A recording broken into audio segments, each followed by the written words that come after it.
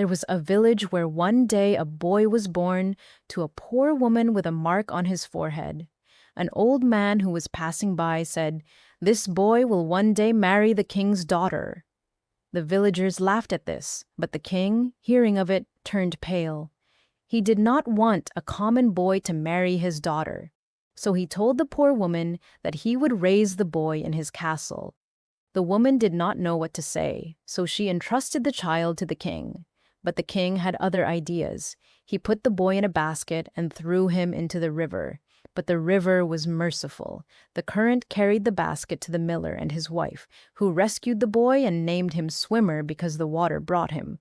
Swimmer grew up to be an honest, strong, and clever young man. One day he set out into the world. By chance, he came to the king's castle, where the king recognized him. But he did not want Swimmer to fulfill his destiny and marry his daughter, so he gave him a dangerous task. "You'll go for Grandpa Allfather's 3 golden hairs, or you'll lose your head." Float set out on a long journey. Along the way, he met 3 towns, and in each of them they had a problem. In the first town, a well was drying up, and no one knew why. In the second town, a fruit tree that once produced golden apples was dying. In the third town, there was a ferryman who had spent his life ferrying people across the river, but no one had freed him. The floater promised to ask Grandpa Allfather for a solution. The little float came to the house of Grandpa Allknowing, a powerful, wise old man who knew the past, present, and future. However, Grandpa Allknowing was not at home during the day. He was wandering the world, and only returned at night. His caring grandmother, who was his wife, hid the swimmer in a wooden chest. When Allknowing returned at night, he smelled humanity. But the woman calmed him down and made him help the swimmer. Eventually, the omniscient one promised to give him the 3 golden hairs, and in his sleep, he spoke the answers to the 3 questions. "The well has dried up because a frog is sitting under it. All you have to do is drive it away.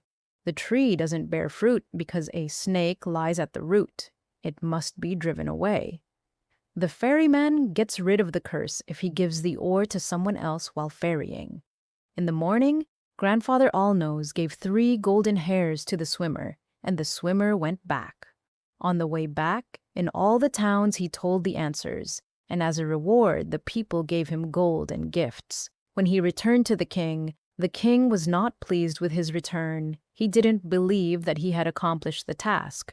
But because the swimmer had indeed brought the 3 golden hairs, the king had to keep his word. The king's daughter was happy to marry the swimmer because he was brave and righteous, but the king also longed for the wisdom and gold that the swimmer brought, and so he went himself to get 3 golden hairs for Grandfather Allfather. But when he came to the ferryman gave him the oar in his hand, and the king was left to ferry people across the river forever. Goodness and courage triumph over guile and pride, and those who help others will be helped. And the bell rang, and the fairy tale was over.